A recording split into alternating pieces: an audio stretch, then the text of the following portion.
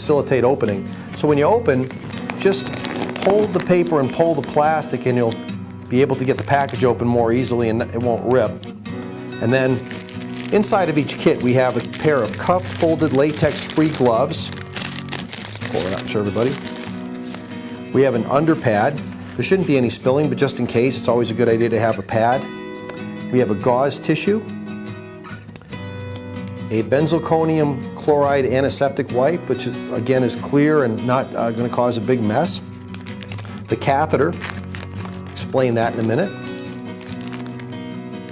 And then the privacy bag, which is designed to dispose of all the refuse once we're finished, and again I'll explain this at the end as well.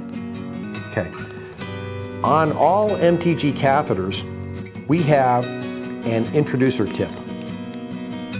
This introducer tip is made from silicone. There's no latex in any of our products. And this silicone introducer tip is designed to bypass or have the catheter bypass the distal urethra.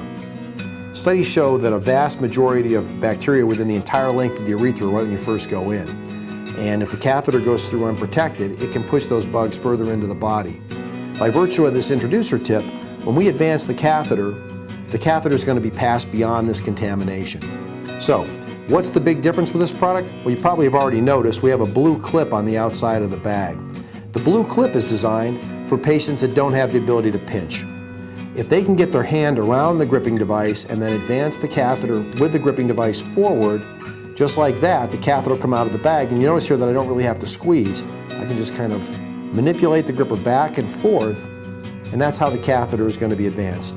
Forward brings the catheter out of the bag, and then I reload the gripper, and it stays in place because we have a locking mechanism within the bag that keeps the catheter from going backwards.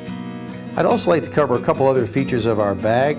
We have finger holes at both the top and the bottom to facilitate draining and emptying once we get urine into the bag.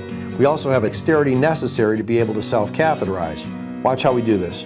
So right behind the ridge, just a little pressure here, and it pull the catheter forward just like so. See it come out of the bag? Now I'm going to release pressure and I'm going to scoot back 2 inches to the right. No pressure going back. A little pressure coming forward, no pressure going back. 2 inches to the left, 2 inches to the right. And you'll notice the catheter is coming out of the bag. My left hand is remaining stable, holding everything against the table with my 2 fingers here of my left to advance the catheter and then reload the gripper. I'm going to hold the anatomy, my penis, down against my right leg with my left hand. Okay, so here's how it works. Insert the catheter and the introducer tip in the urethra just like so. Okay, then I'm going to hold everything stable with my left hand.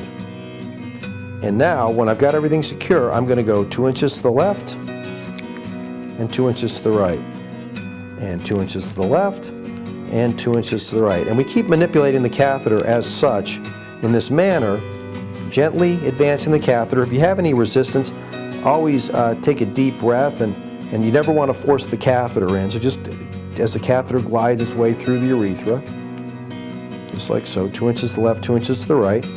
And when we see urine flow, give it one more push to get it right in the middle of the bladder. And then we take the finger hole that we talked about earlier, and we grab the finger hole and bring the bag down between the legs. Okay, urine's going to flow right into the sac. You want it to be downhill, so the urine will go downward into the bag.